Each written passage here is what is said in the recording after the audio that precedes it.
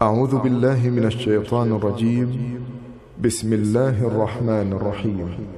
الحمد لله رب العالمين الرحمن الرحيم مالك يوم الدين إياك نعبد وإياك نستعين اهدنا الصراط المستقيم صراط الذين أنعمت عليهم غير المغضوب عليهم ولا الضالين.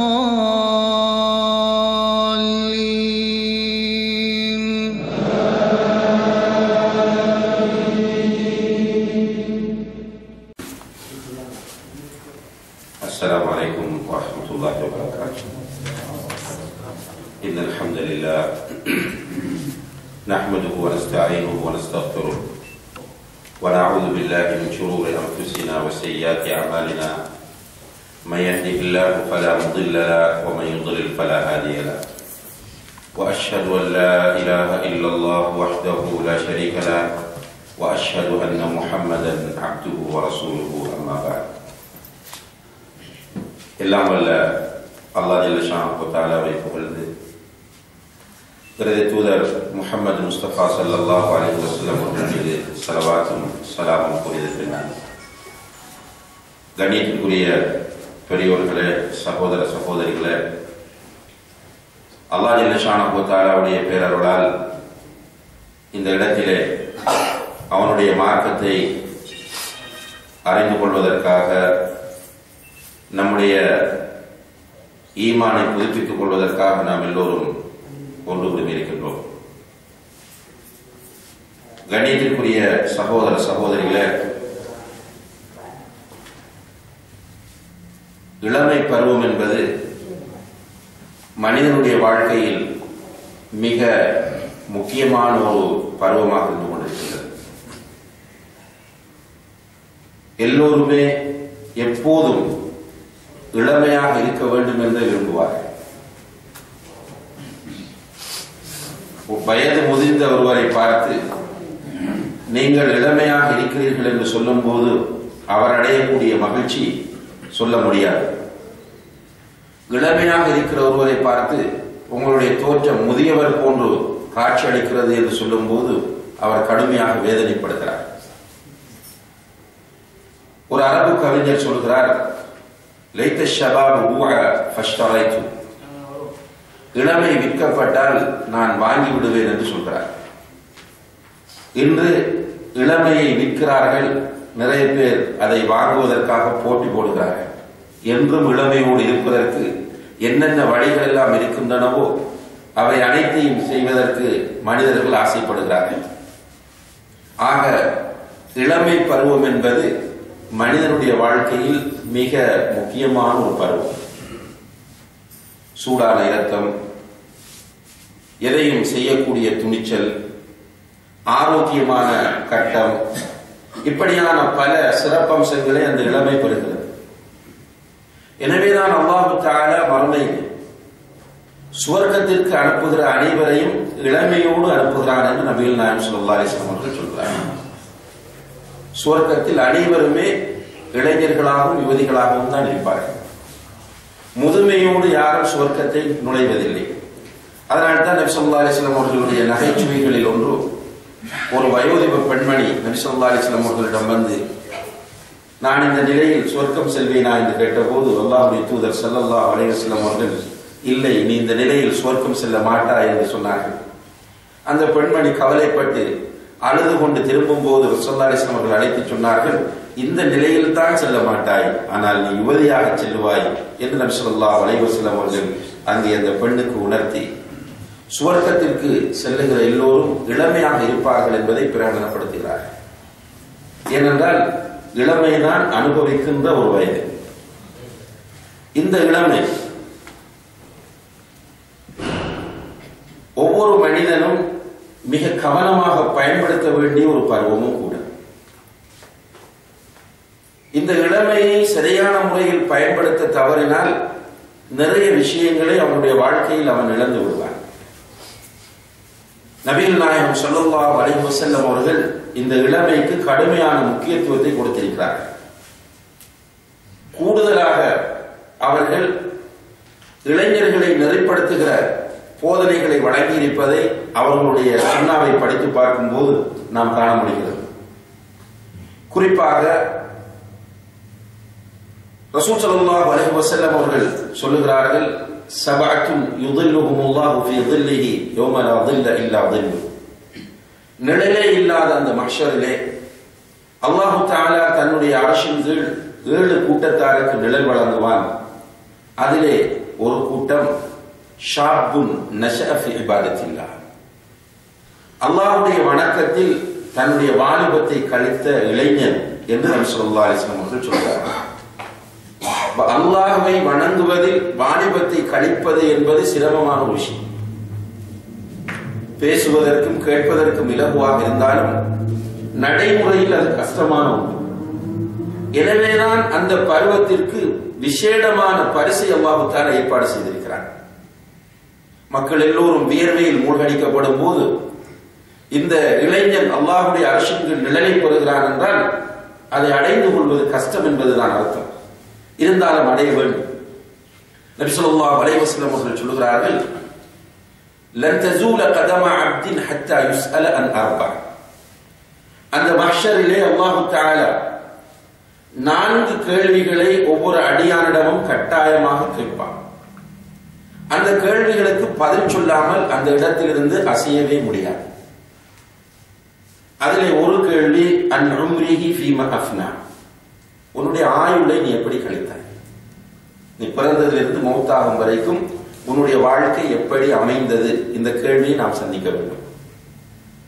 இரண்டாவது கேள்வி, இது பொதுவான கேள்வி, பிறந்ததிலிருந்து மௌத்தாகும் வரைக்கும். இரண்டாவது கேள்வி பிரத்யேகமாக குறிப்பாக இளமையை பற்றியது.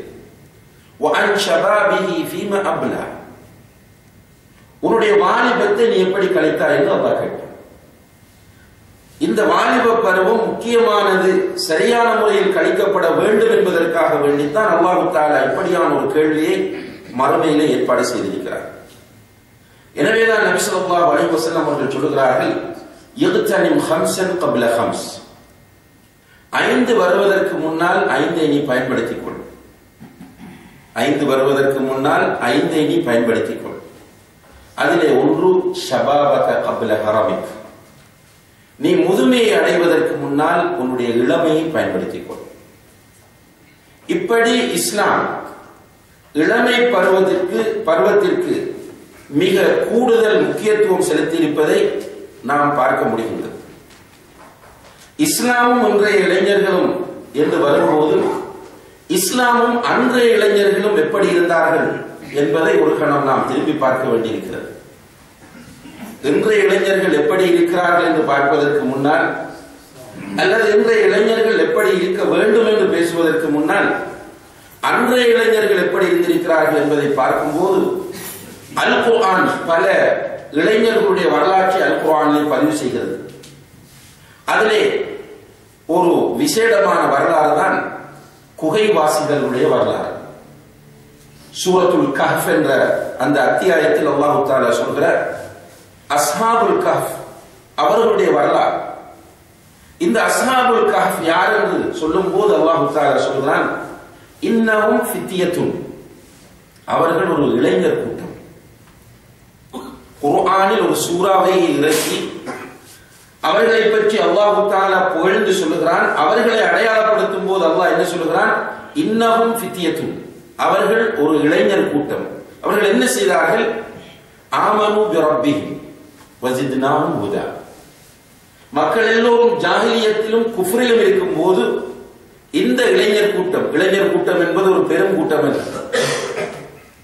அவர்கள் 3 பேர் அல்லது 4 பேர், எத்தனை பேர் என்பதை அல்லாஹ் தஆலா சரியாக குறிப்பிடவில்லை. அந்த இளைஞர்கள் குஃப்ருக்கு மத்தியிலே வாழ்கிறார்கள், பாவங்களுக்கு மத்தியிலே வாழ்கிறார்கள். அந்த நேரத்தில் அவர்கள் அல்லாஹ்வுடைய ஹிதாயத்தை பெற்று ஈமானோடு அந்த சமூகத்திலே தோன்றுகிறார்கள். பொதுவாக அன்புள்ள சகோதரர்களே, ஈமானை புரிந்து கொள்கிற உலக ஆசை கொண்டவர்கள் ஈமானை எதிர்ப்பார்கள். ஈமானை புரிந்து கொள்ளக்கூடிய உலக ஆசை ஆசை கொண்டவர்கள் ஈமானை எதிர்ப்பார்கள். ஏனென்றால் ஈமான் கொண்டால் அவர்களுடைய அனைத்தையும் அவர்கள் துறக்க வேண்டி வரும்.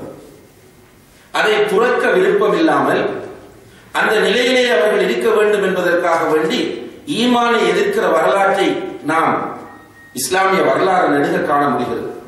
அந்த வகையில் அந்த காலத்தில் இருந்த மன்னன் இந்த இளைஞர்கள் ஈமான் கொண்டு அல்லாஹ்வை பற்றி பேச ஆரம்பித்ததும் இவர்களை கொலை செய்வதற்காக வேண்டி அவன் ஏற்பாடு செய்கிறான். அப்போதுதான் அந்த இளைஞர்கள் ஊரை விட்டு விரண்டோடுகிறார்கள், போய் குகையிலே தங்குகிறார்கள்.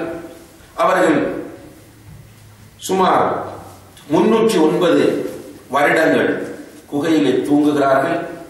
அல்லாஹ் தஆலா அந்த தூக்கத்திற்கு பிறகு அவர்களை எழுப்புகிறான். இது ஒரு அற்புதம்.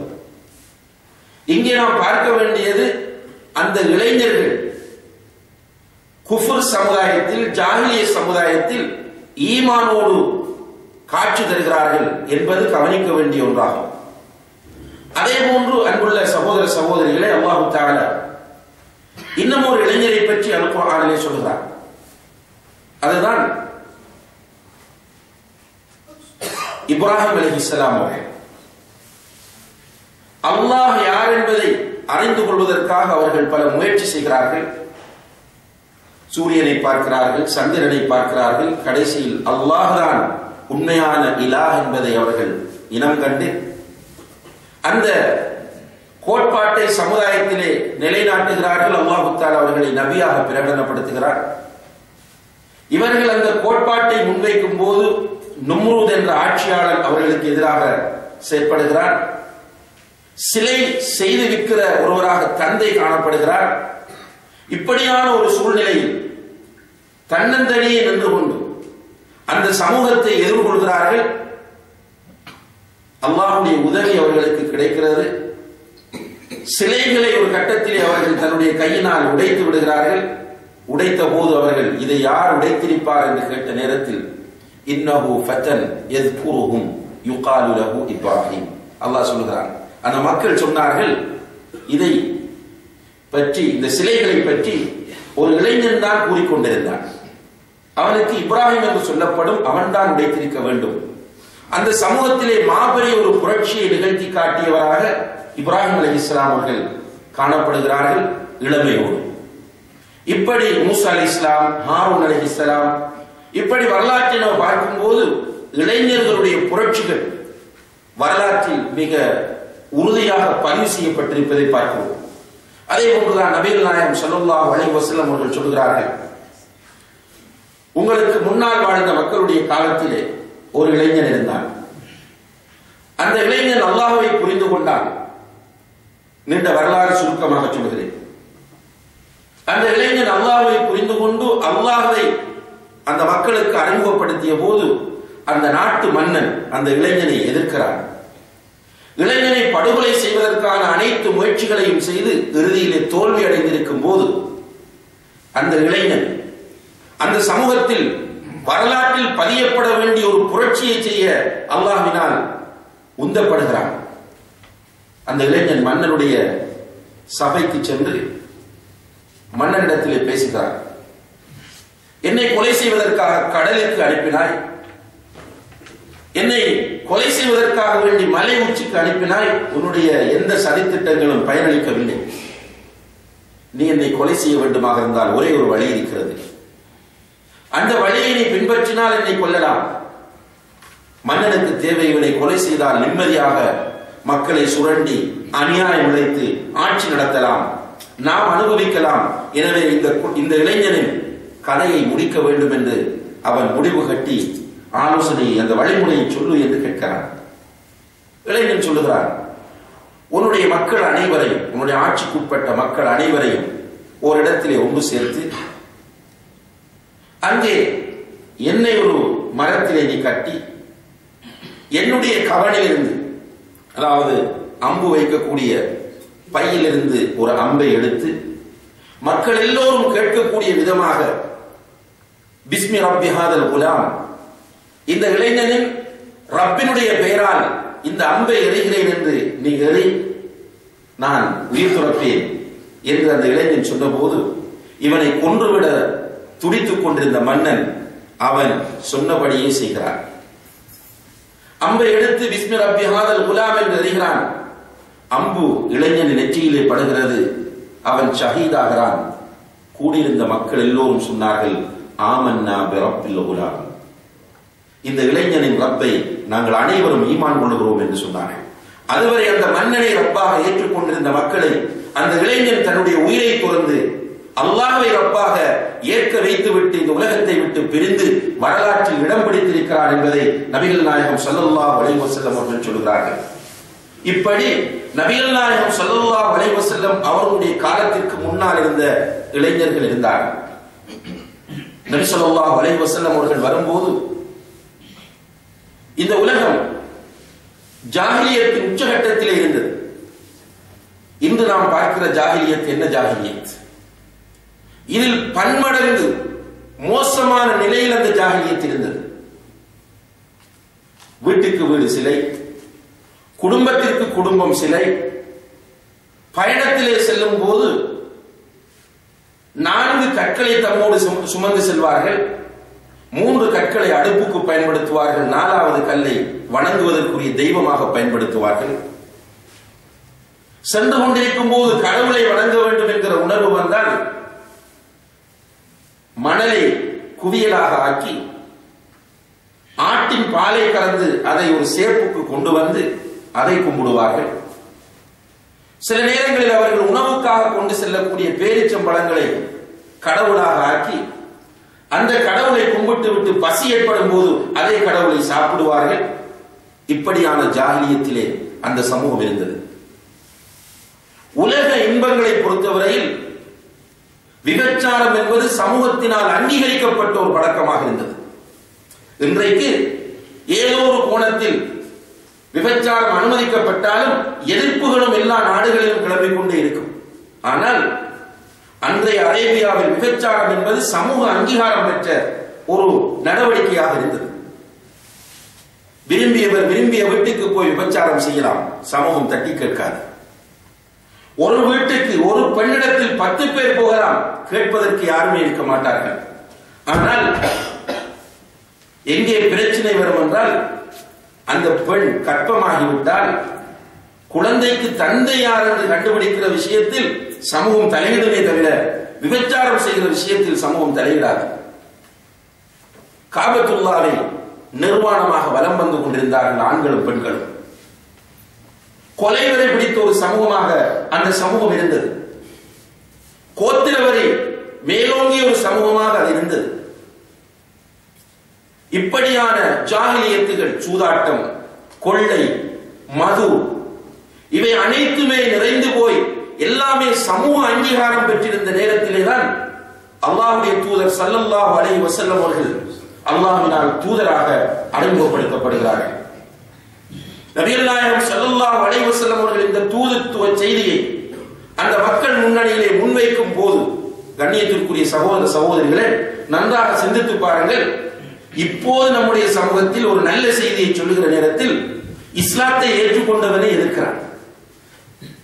தன்னை முஸ்லிம் என்று சொல்லக்கூடியவனே அதை எதிர்க்கக்கூடிய நிலையை நாம் பார்க்கிறோம். அந்த நேரத்தில் இப்படியான ஜாஹிலியத்துக்குள் சமூகம் மூழ்கி இருக்கும் போது நபிகள் நாயகம் ஸல்லல்லாஹு அலைஹி வஸல்லம் அவர்கள் வந்து லா இலாஹ இல்லல்லாஹ் முஹம்மதுர் ரசூலுல்லாஹ் என்கிற கலிமாவை அந்த மக்களுக்கு சொல்லி, அல்லாஹ் ஒருவனே நீங்கள் வணங்குங்கள், அந்த அல்லாஹ்வை நீங்கள் அஞ்சுங்கள், மறுமைக்கு பயப்படுங்கள், விபச்சாரம் செய்யாதீர்கள், சூதாட்டத்தில் ஈடுபடாதீர்கள், கொலை செய்யாதீர்கள், மதுபானம் அருந்தாதீர்கள், இப்படியான கட்டளைகளை அந்த சமூகத்திற்கு இடும்போது எப்படி கொதித்திருக்கும் அந்த சமூகம். கொதித்தது. ஆனால் அங்கே விசேடமான அம்சம் என்னவென்றால், இந்த ஒரு சூழ்நிலையில் நபிகள் நாயகம் ஸல்லல்லாஹு அலைஹி வஸல்லம் அவர்களை ஏற்றுக்கொண்டவர்கள் முதியவர்கள் அல்ல. இந்த பயங்கரமான சூழ்நிலையில் இதற்கு அடிமைப்பட்டிருந்த இளைஞர்கள் தான் நபி ஸல்லல்லாஹு அலைஹி வஸல்லம் அவர்கள் கொண்டு வந்த அந்த தூதுத்துவ செய்தியை ஏற்றுக்கொள்கிறார்கள். அபூபக்கர் சித்திக் ரலியல்லாஹு அன்ஹு அவர்கள் இஸ்லாத்தை ஆரம்பத்தில் ஏற்றவர்களில் ஒருவர். அவர்களுக்கு எத்தனை வயது? அபூபக்கர் சித்திக் ரலியல்லாஹு அன்ஹு அவர்கள் இஸ்லாத்தை ஏற்கும் போது எத்தனை வயது இருக்கும்?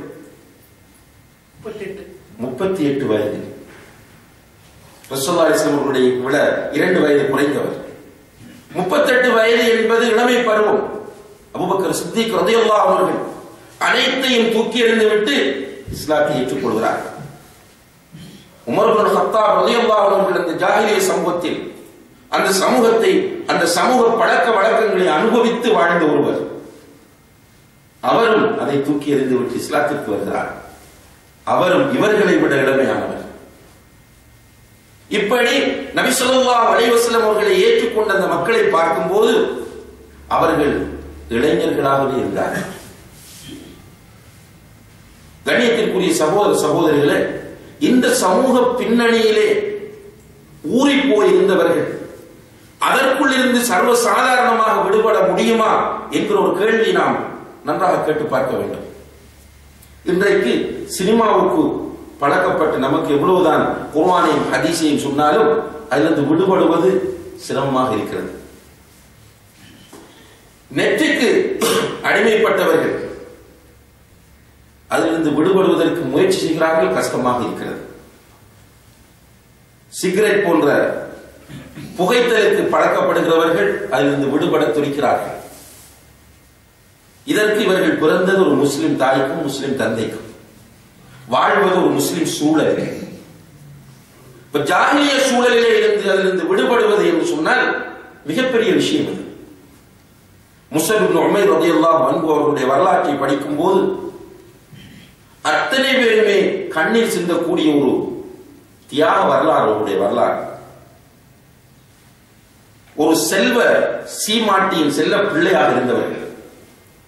அவருடைய தாய் நல்ல வசதியோடு இருந்தார். அவர் முஸ்அப் ரலியல்லாஹு அன்ஹு அவர்களுக்கு அந்த காலத்திலே காணப்பட்ட சிறந்த உணவை தான் உணவாக கொடுத்தார். அந்த காலத்திலே மிக பெருமதியான ஆடையைத்தான் அவருக்கு ஆடையாக கொடுத்தார். அந்த காலத்திலேயே மிக விலை உயர்ந்த நறுமணத்தை அவரை பூச வைத்தார். இப்படி ஒரு இன்பத்தில் வாழுகிற ஒரு இளைஞனுக்கு லா இலாஹ இல்லல்லாஹ் முஹம்மதுர் ரசூலுல்லாஹ் என்கிற அந்த செய்தி கிடைக்கிறது. ஏற்றுக்கொள்கிறார். ஏற்றுக்கொண்டால் அவருக்கு நிச்சயமாக தெரியும் இதனால் வருகிற விளைவு மோசமாக இருக்கும் என்று. அதனை பொருட்படுத்தவில்லை. அவர் அல்லாஹ்வை ஏற்றுக்கொண்டார். நபிகள் நாயகம் ஸல்லல்லாஹு அலைஹி வஸல்லம் அவர்களை தூதராக பிரகடனப்படுத்தினார். கடைசியிலே தாய் மகனை வீட்டை விட்டு வெளியே போட்டார். அவர் அதை ஒரு பெரிய விஷயமாகவே எடுக்கவில்லை. தாய் வீட்டை விட்டு தன்னை வெளியே அனுப்பியதை ஒரு பெரிய பிரச்சனையாக அவர் எடுக்கவே இல்லை. அவர் அதற்கு பிறகு மதீனாவுக்கு ஹிஜ்ரத் போகிறார். மதீனாவிலே ஒரு சிறந்த தாயியாக அல் குர்ஆனை கற்றுக் கொடுத்து மக்களை இஸ்லாத்தின்பால் அழைக்கக்கூடிய ஒரு சிறந்த அழைப்பாளராக மதீனாவிலே விளங்கினார். ஒரு நாள் நபிகள் நாயகம் ஸல்லல்லாஹு அலைஹி வஸல்லம் அவர்கள் மஸ்ஜித் நபவியிலே உட்கார்ந்திருக்கிறார்கள்.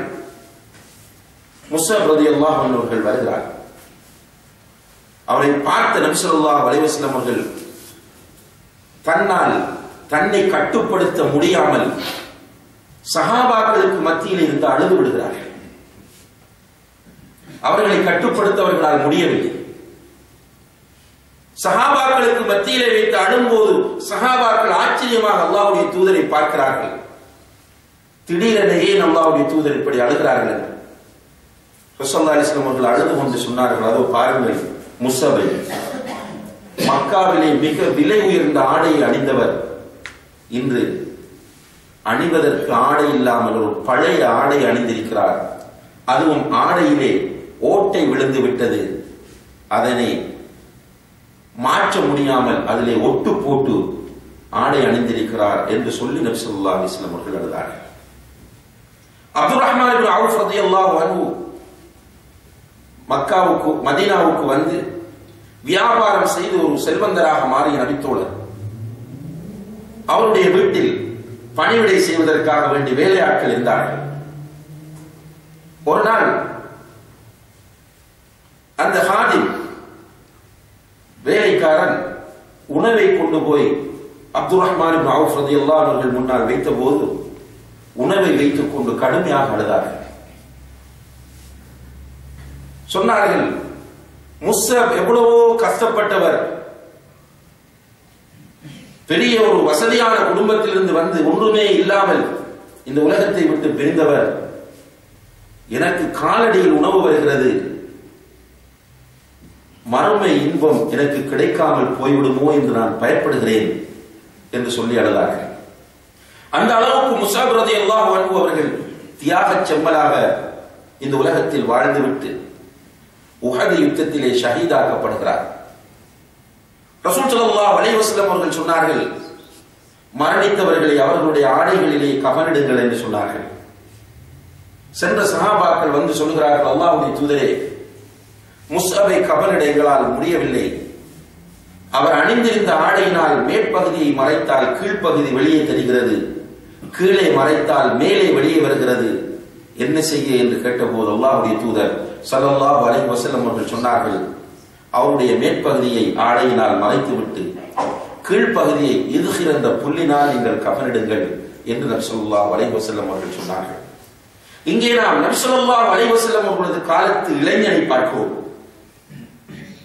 முஸ்அப் ரலியல்லாஹு அன்ஹு மட்டுமல்ல, நெருப்புக்கு மேலே கட்டி தூக்கப்பட்ட ஹப்பாப் ரலியல்லாஹு அன்ஹு அவர்களும் இப்படித்தான் இளைஞராக இருந்து இந்த லா இலாஹ இல்லல்லாஹ் என்ற கலிமாவோடு வாழ்ந்து மரணிக்க வேண்டும் என்பதற்காக நெருப்பிலே கட்டி தூக்கப்பட்டார்கள். அவர்களுடைய மேனியில் இருந்த சதைகள் கரைந்து அதனால் அந்த நெருப்பு அணையும், அந்த அளவுக்கு வேதனை செய்யப்பட்டார்கள். அதே போன்று சுடுமணலிலே இழுத்துச் செல்லப்பட்ட பிலால் இப்னு ரபாஹ் என்கிற இளைஞருடைய நிலையும் இதுதான். அம்மார் இப்னு யாசிர் ரலியல்லாஹு அன்ஹு என்கிற இளைஞரின் நிலையும் இதுதான். இப்படி நாம் அந்த இளைஞர்களை பார்க்கும் போது அந்த இளைஞர்கள் அனைவருமே முன்மாதிரி இளைஞர்களாக வாழ்ந்து காட்டியிருப்பதை நாம் பார்க்கிறோம். இஸ்லாத்தின் ஆரம்ப காலத்தில் இருந்த இளைஞர்களின் நிலை இது. இஸ்லாத்தை ஏற்றுக்கொண்டார்கள், இளைஞர்களாக முஸ்லிம்களாக வாழ்வதற்காக வேண்டிய எல்லா தியாகங்களையும் செய்தார்கள். இஸ்லாத்தை இந்த பூமியிலே இக்காமத் செய்வதற்காக, நிலைநாட்டுவதற்காக அல்லாஹ்வுடைய தீன் இந்த உலகத்தை ஆட்சி செய்ய வேண்டும். ஜாஹிலிய சட்டங்கள், மனித சட்டங்கள், மனித அபிப்பிராயங்கள் இவைகள் இந்த உலகத்தை ஆட்சி செய்யாமல் அநீதிகள் அழிக்கப்பட வேண்டும், நீதி நிலைநாட்டப்பட வேண்டும், அல்லாஹ்வுடைய மார்க்கம் மாத்திரமே இந்த உலகத்தை ஆள வேண்டும் என்பதற்காக வேண்டி அவர்கள் எல்லா தியாகங்களையும் செய்யக்கூடியவர்களாக இருந்தார்கள். அல்லாஹ்வுடைய உதவியினால் மிகப்பெரிய ஒரு வரலாறு போற்றும் அரசாங்கத்தை உருவாக்குவதற்கு அந்த இளைஞர்களால் முடிந்தது என்பதை அவர்களுடைய வரலாறு நமக்கு சொல்லிக் கொண்டிருக்கிறது. அன்புள்ள சகோதர சகோதரிகளே, இன்றைய இளைஞர்களும் இஸ்லாமும் அல்லது இஸ்லாமும் இன்றைய இளைஞர்களின் நிலையும் என்கிற தலைப்பை நாம் பார்க்கிற போது இன்றைய இளைஞர்கள் எங்கே இருக்கிறார்கள் என்று கவலைப்பட வேண்டிய ஒரு காலத்திலே நாம் எல்லோரும் வாழ்ந்து கொண்டிருக்கிறோம்.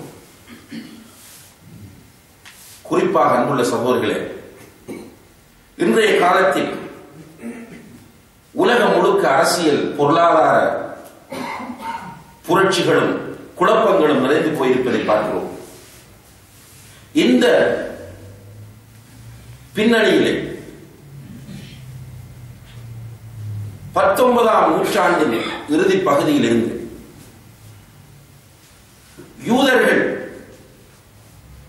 முஸ்லிம் சமுதாயத்தை கருவறுப்பதில் மிக கூடிய கவனம் செலுத்த ஆரம்பித்தார்கள். காரணம், இஸ்லாமிய வரலாற்றை அவர்கள் திரும்பி பார்க்கிறார்கள். நபிகள் நாயகம் ஸல்லல்லாஹு அலைஹி வஸல்லம் அவர்களுடைய காலத்து தலைமைத்துவம், அவர்களுடைய அரசு ஆட்சி, அதற்கு பிறகு ஹுலஃபாஉர் ராஷிதூன் என்கிற அந்த நேர்வழி பெற்ற கலீஃபாக்களுடைய ஆட்சி, அதற்கு பிறகு உமையாக்களுடைய ஆட்சி முஸ்லிம்கள், அதற்கு பிறகு அப்பாசியர்கள் ஆட்சி செய்கிறார்கள். ஸ்பெயினை பல நூற்றாண்டுகள் முஸ்லிம்கள் ஆட்சி செய்கிறார்கள். உலகத்தின் 33க்கும் மேற்பட்ட நாடுகளை உஸ்மானியர்கள் என்கிற முஸ்லிம்கள் தங்களுடைய ஒரே தலைமைத்துவத்தின் கீழ் வைத்திருந்தார்கள். ஆனால் அந்த காலத்திலிருந்து வருகிற யூதர்களாகிய நமக்கு இந்த உலகத்தில் ஒரு சொந்த நாடு கிடையாது. நாம் வாழ்வதற்கு, நாம் ஆட்சி செய்வதற்கு என்று ஒரு இடம் இல்லாமல் பரதேசிகளாக அங்குமிங்கும் நாம் அலைந்து திரிந்து கொண்டிருக்கிறோம். இந்த நிலையை மாற்ற வேண்டும் என்று 1890களிலே யூதர்கள் கடுமையாக யோசிக்கிறார்கள்.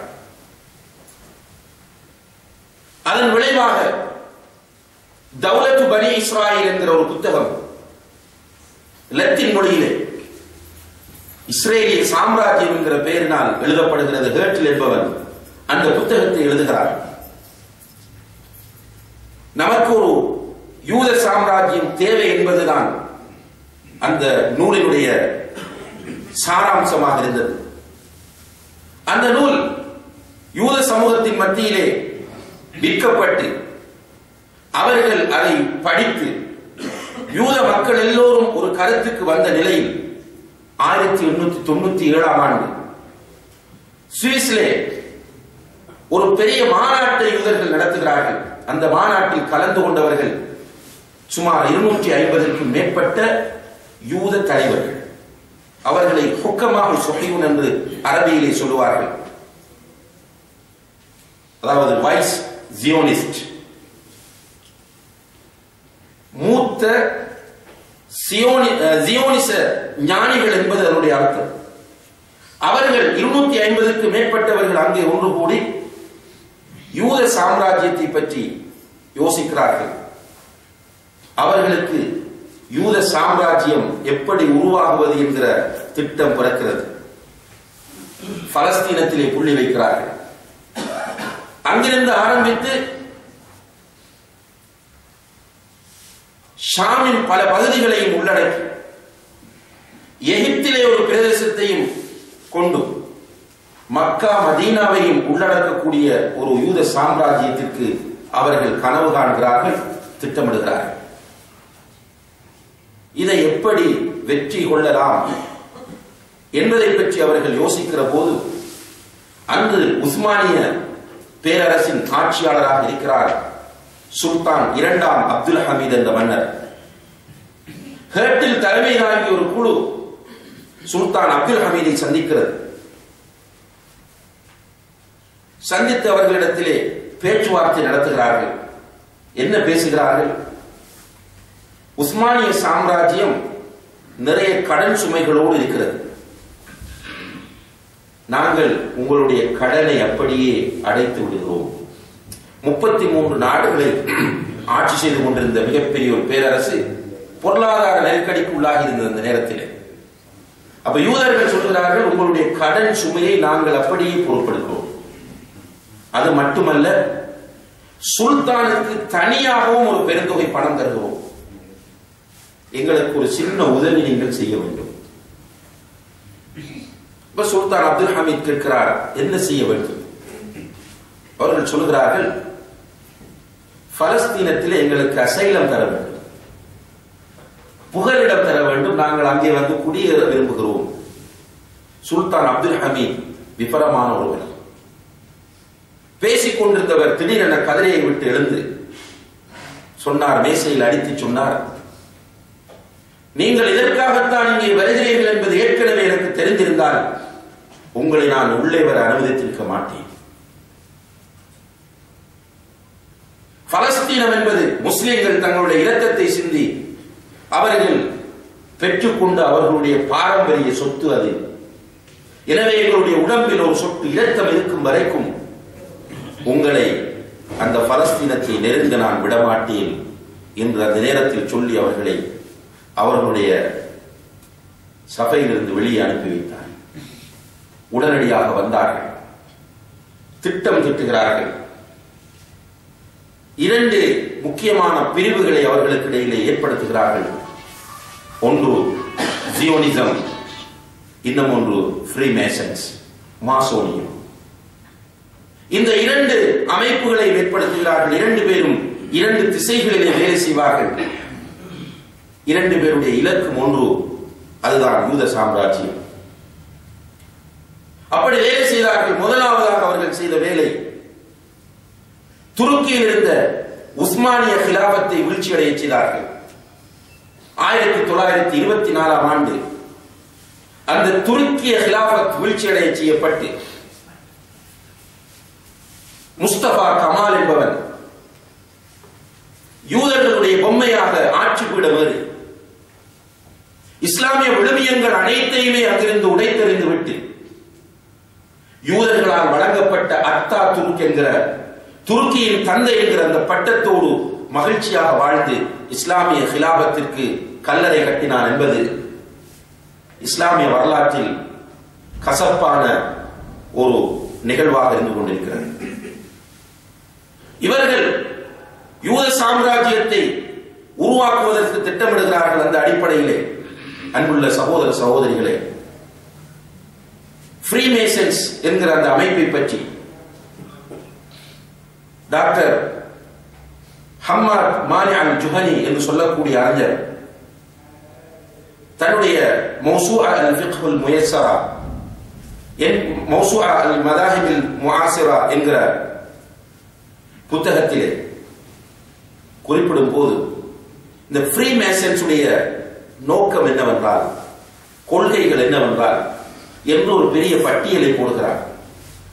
அதிலே ஒரு குறிப்பு வருகிறது, தஅவத்து ஷபாபி வஷ்ஷாபாத்தி இலல் இன்கிமாஸி ஃபிர் ரதாஇ, இளைஞர்களையும் யுவதிகளையும் ஆபாசமான விரசமான காரியங்களில் ஈடுபடுமாறு அழைப்பது,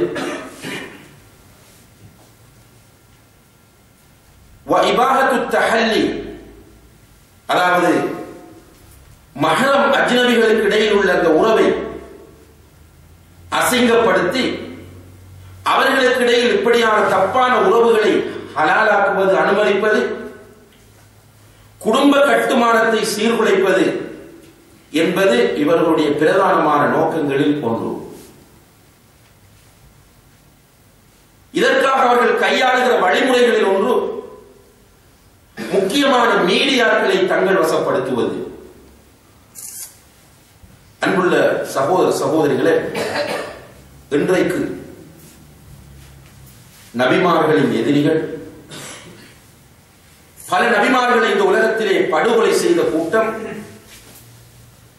நபிகள் நாயகம் ஸல்லல்லாஹு அலைஹி வஸல்லம் அவர்களோடு உடன்படிக்கை செய்துவிட்டு அதற்கு எதிராக உள்ளால் செயற்பட்ட அந்த கூட்டம், மதீனாவிலே நபி ஸல்லல்லாஹு அலைஹி வஸல்லம் அவர்களையும் சஹாபாக்களுக்கு இடையிலும் பிரிவினை உண்டு பண்ணுவதற்காக வேண்டி முயற்சி செய்த அந்த கூட்டம், ஹைபரிலே வைத்து நபி ஸல்லல்லாஹு அலைஹி வஸல்லம் அவர்களுக்கு நஞ்சூட்டிய அந்த கூட்டம், உமர் ரலியல்லாஹு அன்ஹு அவர்கள் படுகொலை செய்யப்படுவதற்கு பின்னணியிலே இருந்த அந்த கூட்டம், இப்படி வரலாற்று நெடுக முஸ்லிம் சமூகத்திற்கு எதிராக சதித்திட்டங்களை எல்லாம் செய்து வந்து கிபி 10ஆம் நூற்றாண்டிலிருந்து இதுவரைக்கும் நடைபெறுகிற அத்தனை சிலுவை யுத்தங்களின் பின்னணியிலும் சிலுவை வீரர்களுக்கும் அல்லது சிலுவை வெறியர்களுக்கும் இவர்களுக்கும் ஒரு காலமும் ஒத்துப்போக மாட்டாது. அப்படி இருந்தும் கூட அவர்கள் சிலுவை வெறியர்கள் முஸ்லிம்களுக்கு எதிராக செயற்படுகிறார்கள் என்ற ஒரே காரணத்திற்காக வேண்டி அவர்களுக்கு பின்னால் இருந்து கொண்டு முஸ்லிம்களை கருவறுப்பதற்காக முயற்சி செய்த இந்த கூட்டம், பலஸ்தீனத்தை மையமாக வைத்த ஒரு யூத சாம்ராஜ்யத்தை உருவாக்குவதற்கு திட்டமிட்டு நம்முடைய இளைஞர்களையும் யுவதிகளையும் ஆபாசத்தின்பாலும் விரசத்தின்பாலும் அழைத்துக் கொண்டிருக்கிறது. நம்முடைய முஸ்லிம் சமூக இளைஞர்கள் நாங்கள் யார் என்பதை மறந்து, யாருடைய பரம்பரை என்பதை மறந்து, நாம் இந்த உலகத்தில் என்ன செய்ய வேண்டும் என்பதை மறந்து இந்த யூத சதியாளர்களுடைய சதி திட்டத்திலே மூழ்கி முஸ்லிம் சமுதாயத்தை கருவறுப்பதற்கு இன்றைய முஸ்லிம் இளைஞர்கள் பலர் காரணமாக இருந்து கொண்டிருக்கிறார்கள் என்கிற ஒரு கசப்பான உண்மை நாம் எல்லோரும் இன்று ஏற்றுக்கொள்ள வேண்டிய ஒன்றாக இருந்து கொண்டிருக்கிறது. முஸ்லிம் இளைஞர் அன்று முஸாபை போன்று, ஹப்பாவை போன்று, அலியை போன்று, ஹாலிதை போன்று, சலாஹுத்தீன் அய்யூபியை போன்று, இப்னு தைமியாவை போன்று, முஹம்மது இப்னு அப்துல் வஹாபை போன்று இருக்க வேண்டிய இந்த முஸ்லிம் இளைஞன் இன்று யூதர்களுடைய பொம்மையாக மாற்றப்பட்டு நம்மத்தியிலே ஆபாசத்தையும் விரசத்தையும் பரப்புகிற ஒருவராக மாறிக்கொண்டு வருகிறார் என்கிற ஒரு பயங்கரமான காட்சியை நம்முடைய சமுதாயத்திலே நாம் பார்த்துக் கொண்டிருக்கிறோம். விரசத்தையும் ஆபாசத்தையும் பரப்புகிறவர்கள் யார்? சீடிகளை விநியோகிக்கிறவர்கள் யார்? அவன் யூதன் நம்முடைய வேலையை செய்து கொண்டிருக்கிறான். முஸ்லிம் இளைஞன் வெளிப்படைய வேண்டுமா இல்லையா? நமக்கு எதிராகத்தான் அவன் வேலை செய்கிறான். நமக்கு ஒரு ஹதவை, ஒரு இலக்கை இல்லாமல் ஆக்குவதற்காக அவன் செயற்படுகிறான் என்பதை இந்த இளைஞன் புரிந்து கொள்ளாமல் அவனுடைய வழியில் சென்று கொண்டிருக்கிறான். அவனுடைய ரோல் மாடல்களாக யூதர்கள் மாறுகிறார்கள். யூதர்கள் விரும்புகிறபடி முடிவெட்டுகிறான். யூதர்கள் விரும்புகிறபடி ஆடை அணிகிறான். யூதர்கள் விரும்புகிறபடி குழந்தை வளர்க்கிறான். யூதர்கள் விரும்புகிறபடி வீட்டை வைக்கிறான். அண்ணல் நபி ஸல்லல்லாஹு அலைஹி வஸல்லம் அவர்கள் சொன்னபடி குழந்தை வளர்ப்பதற்கோ ஆடை அணிவதற்கோ தன்னுடைய பழக்க வழக்கங்களை மாற்றிக் கொள்வதற்கோ தன்னுடைய வீட்டை அந்த அடிப்படையில் உருவாக்குவதற்கோ தன்னுடைய வாழ்க்கை துணையை அந்த அடிப்படையில் தேர்வு செய்வதற்கோ இன்றைய இளைஞர் தயாராக இல்லை என்பது மிகவும் வேதனையான அம்சமாக இருந்து கொண்டிருக்கிறது. அதே நேரத்திலே அன்புள்ள சகோதர சகோதரிகளே, பெரும்பாலான இளைஞர்களுடைய நிலை இப்படி இருக்கிற அதே நேரத்தில் ஒரு சில இளைஞர்களும் யுவதிகளும் மார்க்கத்தோடு ஓரளவு தொடர்பை வைத்துக் கொண்டிருக்கிறார்கள். அந்த தொடர்பு கூட பெரும்பாலும் ஆரோக்கியமாக இருக்கிறதா என்று கேட்டால் நிச்சயமாக சமூகத்தை சீரழிக்கக்கூடிய இஸ்லாமிய செயற்பாடுகளாக அவை அமைந்து செல்வதை பார்க்கும்போது இன்னும் நாம் வேதனைப்பட வேண்டியிருக்கிறது. மார்க்கத்திற்கு வெளியே இருந்து யூதர்களுக்கு நாம் ஆதரவு வழங்குகிறோம் என்று அறியாமல் யூதர்களுக்கு ஆதரவு வழங்கிக் கொண்டிருக்கக்கூடிய ஒரு பெரிய இளைஞர் கூட்டம் அதே நேரத்திலே மார்க்கம் என்று பேசிக்கொண்டு மார்க்கத்தையே கருவறுக்கிற இன்னும் ஒரு இளைஞர் கூட்டத்தை நம்முடைய சமுதாயத்தில் நாம் பார்க்கிறோம். மார்க்கத்தை அரைகுறையாக படித்துக் கொள்வது, அவர்களிடத்தில் இருக்கிற அந்த சூடான இரத்தத்தின் வெளிப்பாட்டை காட்டுவது, உணர்ச்சி வசப்பட்டு செயற்படுவது, உலமாக்களை பெரியவர்களை மதிக்காமல் நடப்பது, இப்படியான நிலையில் அந்த இளைஞர்கள் இன்று உருவாகுகிறார்கள் அல்லது உருவாக்கப்படுகிறார்கள். ஒரு இஸ்லாமிய அறிஞர் சொன்னார், ஒரு இளைஞர் என்பவன் ஒரு குயவனுடைய கையில் இருக்கிற களிமண் உருண்டை போன்றவன் என்று சொன்னார். குயவன் என்றால் சட்டிப்பானைகள் செய்யக்கூடியவன். அவனுடைய கையில் இருக்கிற களிமண் உருண்டை போன்றவன் தான் இளைஞன். குயவன் சட்டி செய்ய நினைத்தால் சட்டி செய்வான், அந்த சட்டிக்கு மூடி செய்ய நினைத்தால் மூடி செய்வான், அல்லது அதை வெறும் களியாக தூக்கி வீச விரும்பினால் தூக்கி வீசுவான். இப்படித்தான் இளைஞர்களை கையில் எடுக்கிறவர்கள் செய்யலாம் என்று அந்த அறிஞர் குறிப்பிடுகிறார். இன்றைக்கு இப்படியான களிமண் உருண்டைகளாக இருக்கிற இளைஞர்கள் அவர்களுடைய அந்த பருவத்தின் சிறப்பு இயல்புகளை புரிந்து கொண்டு தவறான முறையில் அவர்கள் உருவாக்கப்படுகிறார்கள். மார்க்கத்தின் பெயரால் பல ஃபித்னாக்களை உருவாக்குகிறவர்களாக இன்று நிறைய இளைஞர்கள் காணப்படுகிறார்கள். இது மிக ஆபத்தான ஒரு நிலையாக இருந்து கொண்டிருக்கிறது. எனவே கண்ணியத்திற்குரிய சகோதர சகோதரிகளே, இளமை பருவம் என்பது மனிதனுடைய வாழ்க்கையில் மிக முக்கியமான ஒரு பருவம். இந்த இளமை பருவத்தை அல்லாஹ்வுக்கு பொருத்தமாக கழிக்க வேண்டும் என்பதுதான் அல்லாஹ் நம்மிடத்தில் எதிர்பார்க்கிற அம்சம்.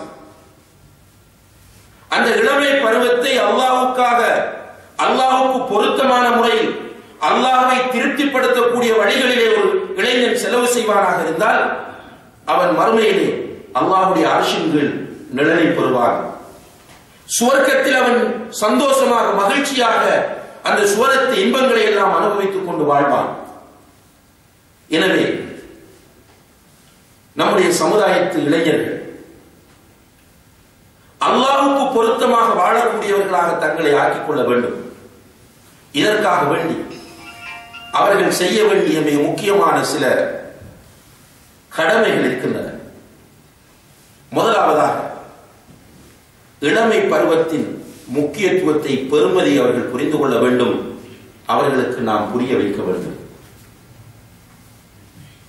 அவர்களுக்கு புரிய வைக்கிற பொறுப்பை உலமாக்கள், தாயிகள், ஆசிரியர்கள், சமூகத்தில் உள்ள தலைவர்கள், குறிப்பாக பெற்றோர்கள் பொறுப்பெடுக்க வேண்டும்.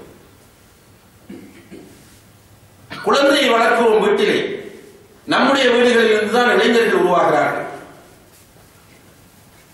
அந்த குழந்தைகளை வளர்க்கும் போது சரியான முறையிலே வளர்த்தெடுப்போமாக இருந்தால் தாய் அந்த குழந்தைகளுக்கு ஈமானிய பாலை ஊட்டி இஸ்லாமிய அறிவை கொடுத்து தந்தை ஒரு முன்மாதிரியான தந்தையாக அந்த பிள்ளைகளுக்கு முன்னால் இருந்து வந்தால் அவன் ஒரு நல்ல இளைஞனாக பரிணமிப்பான்.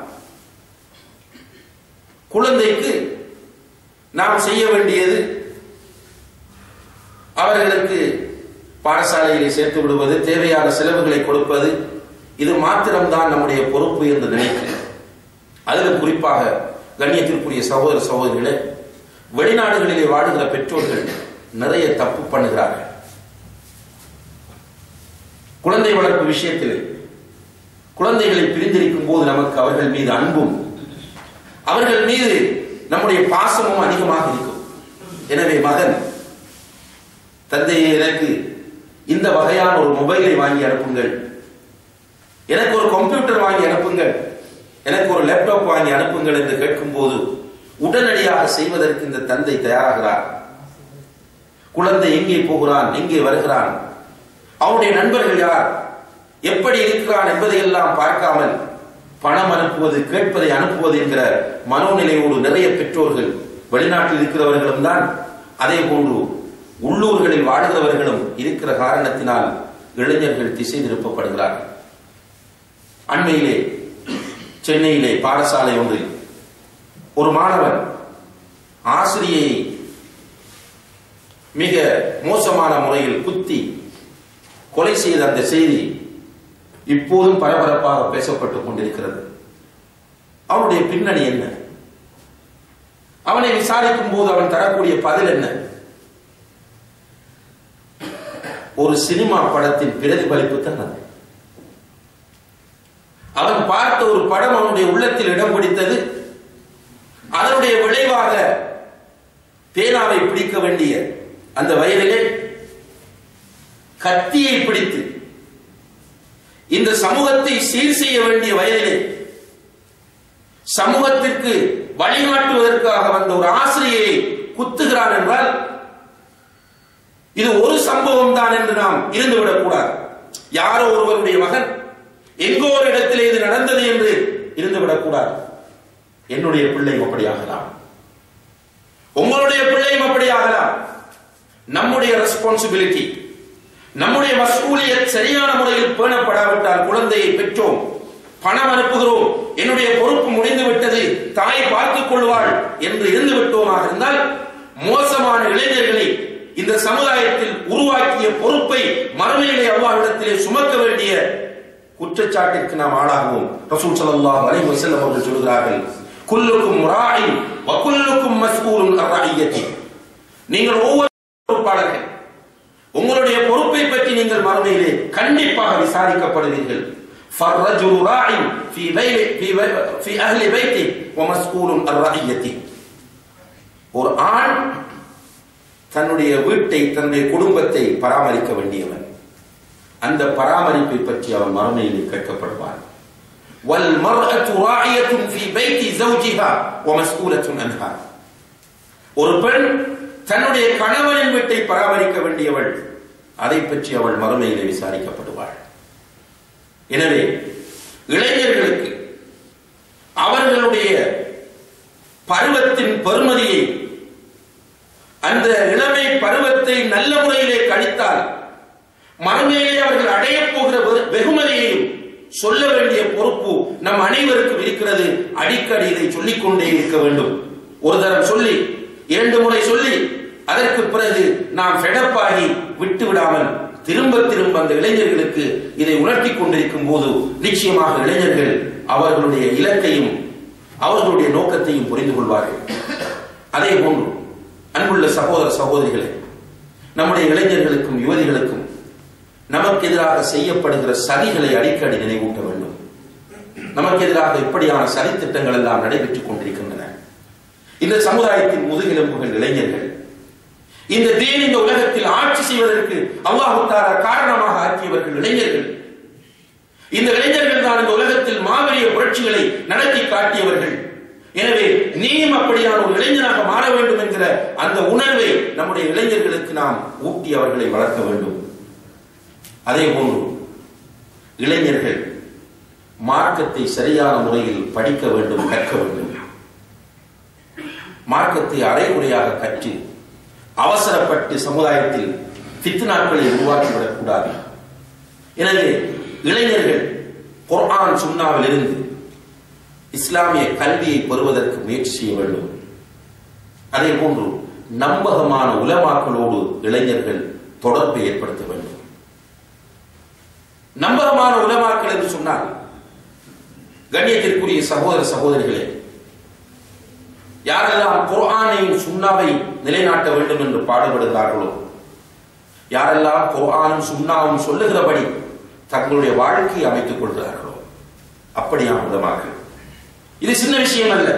நீங்கள் தேட வேண்டிய பொறுப்பு உங்களுக்கு இருக்கிறது. இன்று கம்ப்யூட்டர் யுகம். இந்த காலத்தில் உங்களுடைய வீடுகளிலே நீங்கள் விரும்பாமலோ இன்டர்நெட்டுகள் இருக்கின்றன. நல்ல உலமாக்களும் இன்டர்நெட்டுகளிலே இருக்கிறார்கள். அந்த உலமாக்களை நீங்கள் தேடி உங்களுடைய பிள்ளைகளுக்கு அறிமுகப்படுத்த வேண்டும். இந்த ஆலிம் நல்லவர், இந்த ஷேக் நல்லவர், இவரோடு தொடர்பை வைத்துக் கொள். சில உலமாக்கள் ஆன்லைனிலே நம்மோடு பேசுவதற்கு காத்திருக்கிறார்கள். நம்முடைய பிரச்சனைகளை தீர்த்து வைப்பதற்கு பார்த்துக் கொண்டிருக்கிறார்கள்.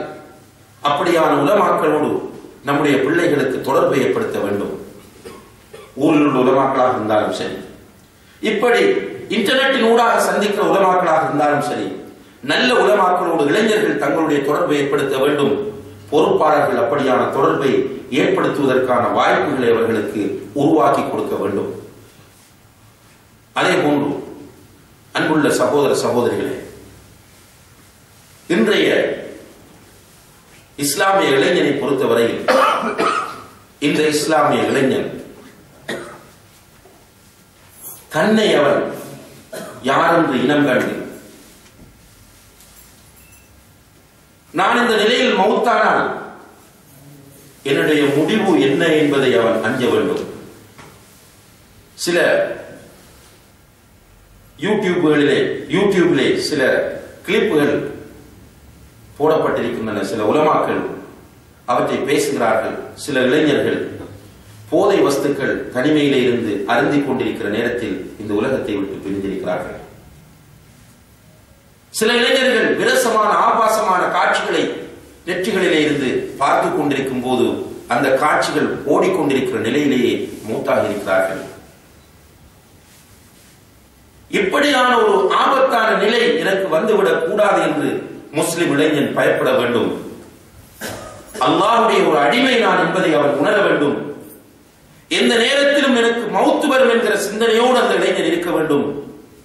மலக்குல் மௌத் அலைஹிஸ்ஸலாம் அவர்களை சந்திப்பதற்கு அவன் தயாராக இருக்க வேண்டும்.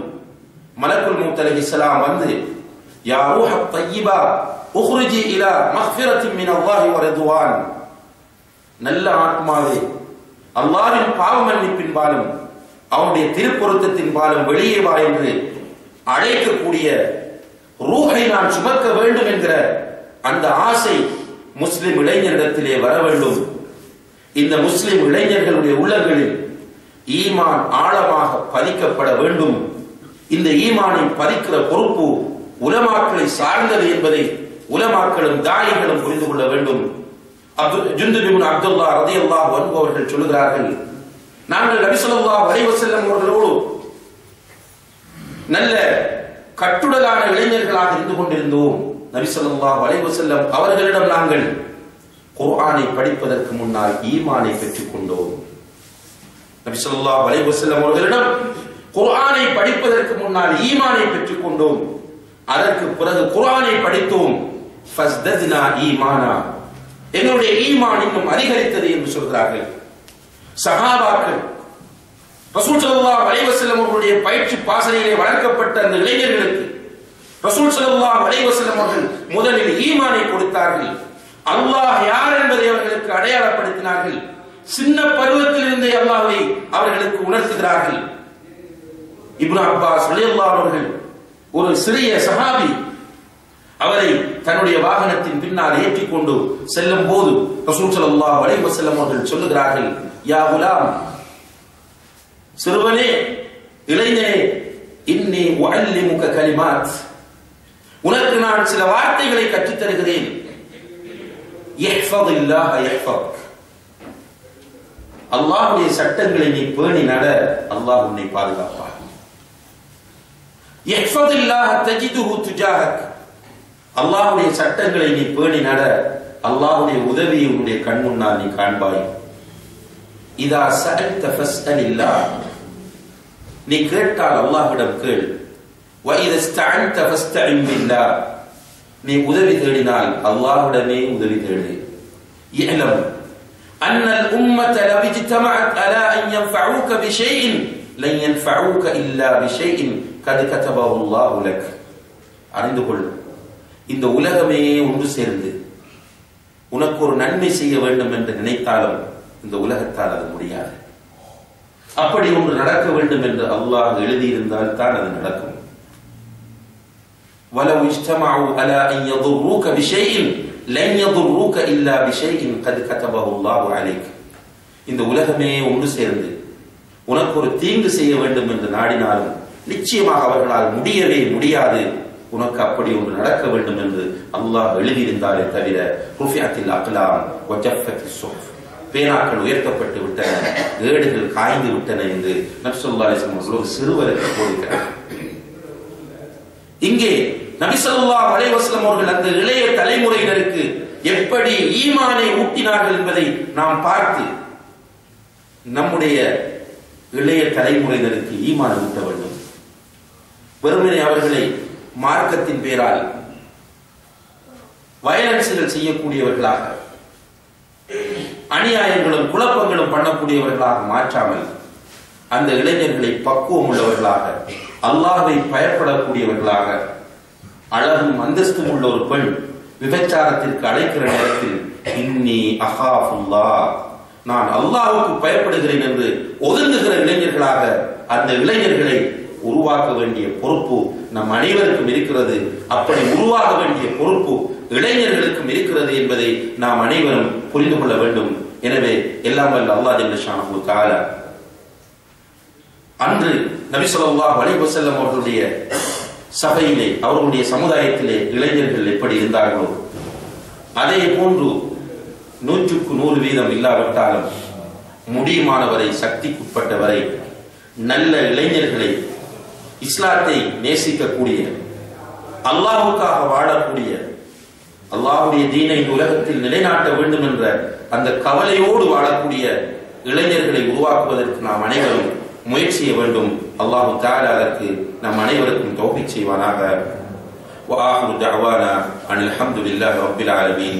வஸ்ஸலாமு அலைக்கும் வரஹ்மத்துல்லாஹி வபரகாத்துஹு. ஒரு சகோதரர் கேட்கிறாங்க, மக்ரிப் தொழுகைக்கு பிறகு ஜும்மா தொழுகைக்கு முன்பு சூரத்துல் கஹ்ஃப் ஓதினால் அடுத்த வாரம் முழுவதும் அல்லாஹ்வின் ஒளி கிடைக்கும் என்று கூறுகின்றார்கள். இதன் விளக்கம் தேவை கேட்கிறார். அதாவது வெள்ளிக்கிழமை தினத்தில் யார் சூரத்துல் கஹ்ஃபை ஓதி வருகிறாரோ அடுத்த வாரம் வரைக்கும் அது அவருக்கு ஒளியாக அமையும் என்று சில ஹதீஸ்கள் வருகின்றன. இந்த ஹதீஸ்களை தரப்படுத்துவதில் ஹதீஸ்களை அறிஞர்கள் மத்தியில் கருத்து வேறுபாடு காணப்படுகிறது. சில அறிஞர்கள் இந்த ஹதீஸ் பலவீனமான ஹதீஸ் என்று குறிப்பிடுகிறார்கள். இருந்தாலும் நவீன காலத்தில் ஹதீஸ்களில் பிரபல்யமாக விளங்கிய ஷேக் நாசருத்தீன் அல்பானி ரஹிமஹுல்லா அவர்கள் இந்த ஹதீஸ் ஏற்றுக்கொள்ளப்படக்கூடிய ஒரு ஹதீஸ் என்று குறிப்பிடுகிறார்கள். இந்த வகையில் வெள்ளிக்கிழமை தினத்தில் அந்த டைம் நீங்கள் குறிப்பிட்டிருக்கிறீர்கள், மகரிப்பிலிருந்து ஜும்மா வரைக்கும் என்று அப்படி கிடையாது, வெள்ளிக்கிழமை தினம் என்று வருகிறது. எனவே வெள்ளிக்கிழமை ஆரம்பித்ததிலிருந்து முடியும் வரைக்கும் அந்த சூறாவை ஓதினால் இந்த நன்மை கிடைக்கும். அல்லாஹ் அக்பர்.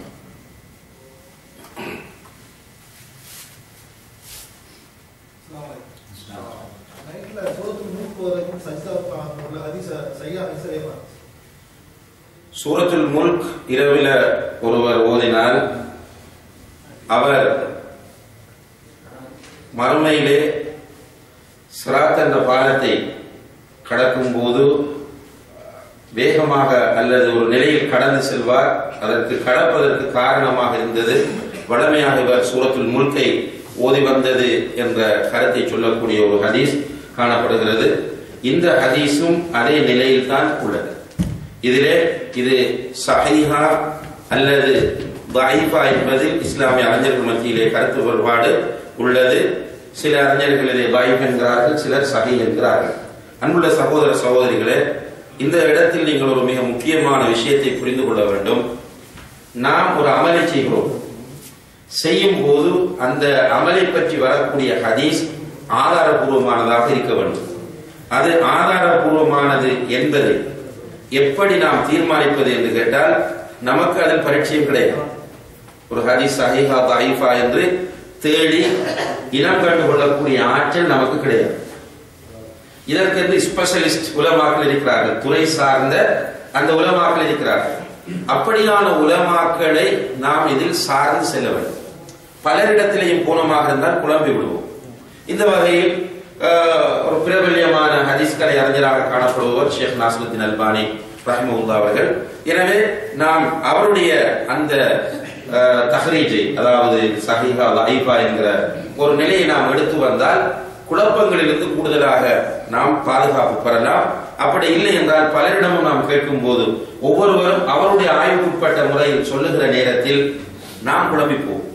இதில் எதை எடுப்பது, அதை எடுப்பதா இதை எடுப்பதா?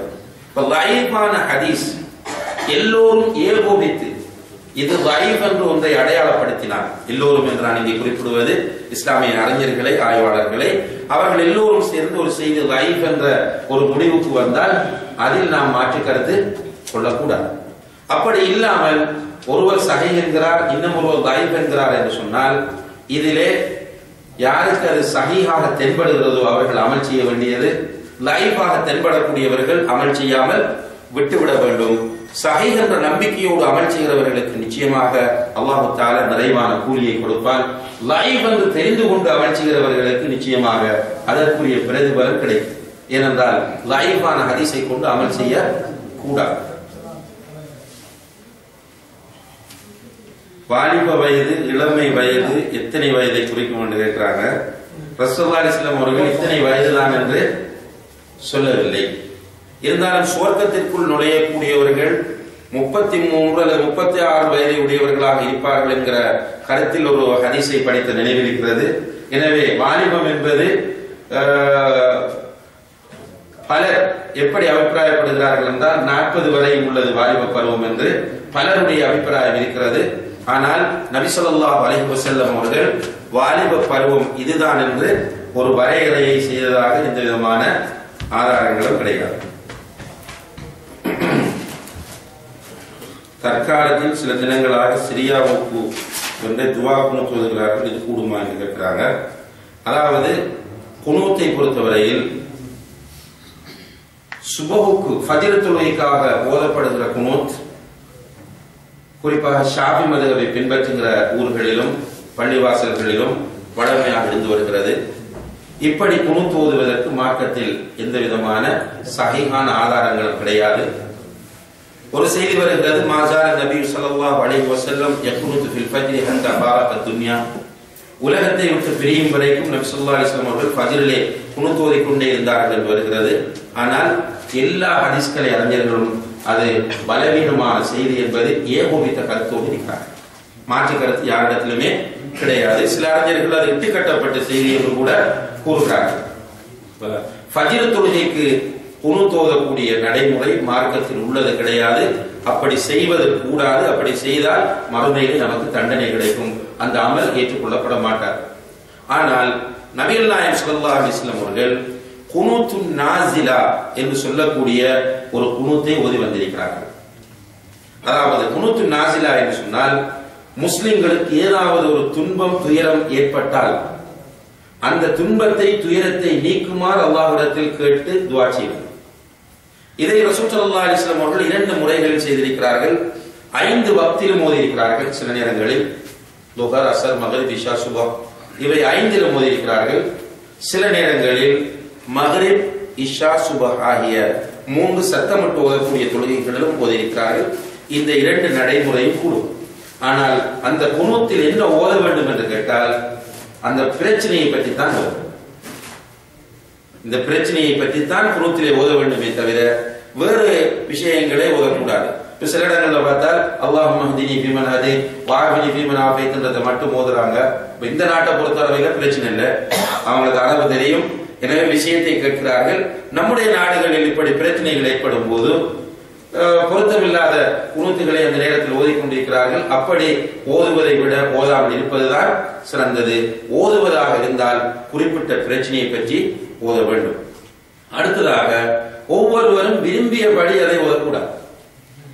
இது ஒரு தலைமைத்துவம் தீர்மானித்து செய்ய வேண்டிய விஷயம் என்பதையும் கவனத்தில் கொள்ள வேண்டும். இல்லை என்றால் சமூகத்தில் இதனால் ஃபித்னாக்கள் உருவாகும். ஆக குனூத்து ஃபஜ்ரிலே ஓதப்படக்கூடிய குனூத் மார்க்கத்தில் இல்லாதது. பிரச்சனைகள் வரும்போது அதற்காக குனூத் ஓதுவது மார்க்கத்தில் அனுமதிக்கப்பட்டுள்ளது. நபி ஸல்லல்லாஹு அலைஹி வஸல்லம் அவர்கள் ஓதி இருக்கிறார்கள். அதை தீர்மானிக்க வேண்டிய பொறுப்பு தலைவருக்குரியது. ஏனென்றால் எப்போது ஆரம்பிக்க வேண்டும், எப்போது அதை முடிக்க வேண்டும் என்று அறிவிக்க வேண்டிய பொறுப்பு தலைமைக்கு இருக்கிற காரணத்தினால் தலைவர் தான் அதை தீர்மானிக்க வேண்டும். இல்லை என்றால் பிரச்சனை முடிந்து விட்டதா இல்லையா என்று தெரியாமல் சில நேரங்களில் தொடர்ந்து ஓதிக்கொண்டிருப்பதற்கு வாய்ப்பு இருக்கிறது. அடுத்ததாக இந்த குனூத்தில கை தூக்கலாமா என்று கேட்கிறாங்க. ஷேக் நாசருத்தீன் அல்பானி ரஹ்மத்துல்லாஹி அவர்கள் தன்னுடைய சிஃபத்து ஸலா என்ற ஒரு புத்தகத்தில் தொழுகையின் முறை என்ற புத்தகத்திலே இந்த குனூத்து நாஸிலாவை பற்றி பேசி குனூத்து நாஸிலாவின் போது கையை தூக்கலாம் என்று ஒரு அறிவிப்பை கொண்டு வந்திருக்கிறார்கள், ஹதீஸை. அந்த ஹதீஸின் அடிப்படையில் குனூத்தில் கை தூக்கலாம். அல்லாஹு அஅலம். ஒரு பெண் தன் தாயாருடைய குடும்பத்தை கவனிக்க வேண்டிய பொறுப்பு உள்ளதான்னு கேட்கிறாங்க. அதாவது ஒரு மனைவியாக மாறிய ஒரு பெண் தன் தாயாருடைய குடும்பத்தை கவனிக்க வேண்டிய பொறுப்பு அவருக்கு இருக்கிறதா? பொதுவாக அன்புள்ள சகோதர சகோதரிகளே, பெண்களுக்கு இப்படியான சுமைகளை அல்லாஹ் தஆலா கொடுக்கவில்லை. பெண்கள் யாரையும் கவனிக்க வேண்டும் என்கிற பொறுப்பு அவர்களிடம் ஒப்படைக்கப்படவில்லை. அவர்கள் கவனித்தால் அது சதகாவாக மேலதிக நன்மையாக அவர்களுக்கு மாறும். பொருளாதார சுமையை பெற வேண்டிய பொறுப்பு ஒரு ஆணுக்குத்தான் இருக்கிறது. அவன்தான் தன்னுடைய மனைவி, மக்கள், அதே போன்று தன்னுடைய பெற்றோர் அனைவருக்கும் செலவு செய்ய வேண்டிய பொறுப்பு அவன் மீது சுமத்தப்படுகிறது. இங்கே இந்த கேள்வியை பார்க்கும்போது இன்னும் ஒரு விஷயம் இங்கே நினைவூட்டப்பட வேண்டியிருக்கிறது. அதாவது சில நேரங்களில் பெண் வசதியோடு இருந்து தன்னுடைய பெற்றோரை தன்னுடைய குடும்பத்தினரை கவனிக்கிற போது சில கணவன்மார் அதற்கு தடையாக இருக்கிறார்கள். அவங்களுக்கு கடமை கிடையாது, நீ ஏன் செய்யணும் என்று கேட்கிறாங்க. இப்படி அந்த பெண்களை தடுக்கிற உரிமை கணவனுக்கும் கிடையாது. நீங்கள் உங்களுடைய மனைவிக்கு ஒரு தொகையை அன்பளிப்பாக கொடுக்கிறீர்கள். அந்த தொகையை அந்த பெண் தன்னுடைய பெற்றோருக்கு தன்னுடைய உடன்பிறப்புகளுக்கு கொடுக்க விரும்புகிறார், அல்லது ஏதோ ஒரு முறையில் ஹலாலான அனுமதிக்கப்பட்ட முறையில் பயன்படுத்த விரும்புகிறார் என்றால் அதை தடை செய்கிற உரிமை எந்த ஒரு ஆணுக்கும் கிடையாது. அதே போன்று சில நேரங்களில் மனைவியுடைய குடும்பத்தை நமக்கு பிடிக்காமல் இருக்கும், மனைவியுடைய தாயை பிடிக்காமல் இருக்கும், சகோதரர்களை பிடிக்காமல் இருக்கும். இதற்காக வேண்டி சில கணவன்மார் மனைவிமாரை அவர்களுடைய வீட்டுக்கு செல்லக்கூடாது, தாய் தந்தையோடு தொடர்பு வைத்துக் கொள்ளக்கூடாது என்று தடை விதிப்பார்கள். இது பெரும்பாவம். இனபந்துக்களை துண்டிப்பது மிக பெரும் பாவம். இனபந்துக்களை துண்டிக்கிறவன் சுவர்க்கம் செல்ல மாட்டான். எனவே நம்முடைய மனைவியின் உறவினர்களை நமக்கு பிடிக்கவில்லை என்றால் நாம் ஒதுங்கிக் கொள்வது நம்முடைய தனிப்பட்ட விஷயம். நம்முடைய மனைவி ஒதுங்க வேண்டும் என்று வற்புறுத்துவது பாவம் என்பதையும் இந்த சந்தர்ப்பத்திலே நாம் புரிந்து கொள்ள வேண்டும். குறிப்பிட்ட ஒரு தொகையை கொடுத்துவிட்டு குறிப்பிட்ட காலத்திற்கு ஒருவருடைய வீட்டில் குடியிருந்து விட்டு ஒப்பந்த கால முடிவில் தொகையை வாபஸ் பெற்றுக் கொள்ளும் முறை சரியானதா? அதாவது ஒரு வீட்டில் குடியிருப்பதற்காக வேண்டி நாம் 1,00,000 ரூபாய் பணத்தை கொடுக்கிறோம். ஒரு வருடம் அந்த வீட்டிலே இருப்பதாக நாம சொல்றோம். சொல்லிவிட்டு திரும்ப அந்த வீட்டை விட்டு குடியேறும் போது, அந்த வீட்டை விட்டு வெளியேறும் போது அந்த 1,00,000 திருப்பி கொடுக்கும். இது மார்க்கத்தில் அனுமதிக்கப்பட்டதாக இருக்கிறாங்க. இது பெரும்பாலும் நம்முடைய சமுதாயத்தில் இருக்கக்கூடிய ஒரு நடைமுறை. ஒத்தி என்று ஸ்ரீலங்காவில் இதை சொல்லுவார்கள். ஒத்தி என்கிற முறை இது ஸ்ரீலங்காவில் பெரும்பாலும் வீடுகளுக்கு கிடையாது, காணிகளுக்கு, வயல் நிலங்களுக்கு இந்த நடைமுறை இருந்து கொண்டிருக்கிறது. தமிழ்நாடு போன்ற பகுதிகளிலே வீடுகளுக்கு பெரும்பாலும் இந்த நடைமுறை இருக்கிறது. இதை பொறுத்தவரையில் இங்கே 1,00,000 கொடுத்து விட்டு வீட்டில் இருக்கிறோம், அந்த வீட்டை நாம் பயன்படுத்துகிறோம், காலம் முடிந்த பின்னால் செல்லுகிறோம், அந்த 1,00,000 திரும்ப பெற்றுக் கொள்கிறோம் என்றால் வீட்டில் குடியிருந்ததற்கு நாம் கொடுத்தது என்ன? நாம் வீட்டில் குடியிருந்ததற்காக வேண்டி எந்த ஒரு பிரதி உபகாரமும் நாம் செய்யவில்லை. அப்படியாக இருந்தால் உதாரணமாக ஒரு வீட்டுக்கு 3,000 ரூபாய் வாடகை என்று சொன்னால், கூலி என்று சொன்னால், அந்த 3,000 ரூபாயையும் நாம் ஒரு வட்டி போன்று பயன்படுத்தி இருக்கிறோம். எனவே இந்த நடைமுறை மார்க்கத்தில் அனுமதிக்கப்பட்டது அல்ல. அப்படி இல்லாமல் நீங்கள் அவர்களோடு பேசுகிறீர்கள், ஒப்பந்தம் செய்யும் போது உங்களுடைய வீட்டில் நாங்கள் குடியிருக்கிறோம், உங்களுடைய வீட்டை நாங்கள் ரிப்பேர் செய்கின்ற அல்லது ரீகன்ஸ்ட்ரக்ஷன் செய்கிற வேலைகளை எல்லாம் நாங்கள் பார்க்கிறோம் என்று சொல்லி அதில் உள்ள வேலைகளை நீங்கள் பார்த்துவிட்டு நீங்கள் உங்களுடைய ஆரம்பத்தில் கொடுத்த முதலோடு திரும்பினால் பிரச்சனை இல்லை. அதே போன்றுதான் வயல் காணிகளுக்கு அங்கே அந்த மேட்டு நிலமாக இருக்கும் போது அதை செப்பனிட்டு 18 நாம் அதில் விவசாயம் செய்துவிட்டு அந்த கொடுத்த பணத்தை திருப்ப பெற்றுக் கொண்டு சென்றால் அதில் தப்பு கிடையாது. அப்படி இல்லாமல் காணிக்காக வேண்டி 5,00,000 ரூபாய் காசை ஆரம்பத்திலே அவர்களிடத்தில் கொடுத்து விட்டு காணியை நாம் எடுத்து நாம் விவசாயம் செய்வது அல்லது வேறு யாருக்காவது நாம் கொடுத்து அதில் பயனடைவது, கடைசியில் ஒப்பந்த காலம் முடிந்த பின்னால் குறிப்பிட்ட தொகையை வாங்கி கொண்டு காணியை திருப்பி கொடுப்பது என்பது வட்டியோடு சம்பந்தமானது. இது கூடாது என்பதை நாம் அறிந்து கொள்ள வேண்டும். இரவு நேரங்களில் வழக்கமாக ஓத வேண்டிய சூறாக்கள் எவை என்று கேட்கிறாங்க. இரவு நேரங்களில் ரசூலுல்லாஹி ஸல்லல்லாஹு அலைஹி வஸல்லம் அவர்கள் நமக்கு வலியுறுத்தி சஹீஹான சர்ச்சைகளுக்கு அப்பால் வரக்கூடிய சூறாக்கள் எது வந்தால் ஆயத்துல் குர்சி. இந்த ஆயத்துல் குர்சியை வளமையாக ஓதி வந்தால் நமக்கு அல்லாஹ்வுடைய ஒரு பாதுகாப்பு கிடைக்கிறது. வீட்டில் தூங்கும் போது ஆயத்துல் குர்சியை ஓதிக்கொண்டு தூங்கினால் அல்லாஹ்வுடைய புறத்திலிருந்து ஒருவர் பாதுகாப்புக்காக நியமிக்கப்படுகிறார். எனவே ஆயத்துல் குர்சி. அதே போன்று முஅவ்விதாத் என்று சொல்லக்கூடிய குல் ஹுவல்லாஹு அஹத், குல் அஊது பிரப்பில் ஃபலக், குல் அஊது பிரப்பின் நாஸ், இந்த 3 சூறாக்களை ஓதி கைகளில் ஊதி உடல் முழுவதும் 3 முறை தடவிக் கொள்வது, இதுவும் நபி ஸல்லல்லாஹு அலைஹி வஸல்லம் அவர்கள் சொன்னது. ஏனைய செய்திகளை பொறுத்தவரையில் சூரத்துல் முல்க், அதே போன்று ஆமன ரசூல், இப்படியான விஷயங்களை பொறுத்தவரையில் அதில் வரக்கூடிய ஹதீஸ்கள் சம்பந்தமாக கருத்து வேறுபாடுகள் இருக்கிறது. நாம் கருத்து வேறுபாட்டுக்கு அப்பால் உள்ள இந்த செய்திகளை வளமையாக நடைமுறைப்படுத்தி வந்தால் அது மிகவும் சிறந்ததாக இருக்கும்.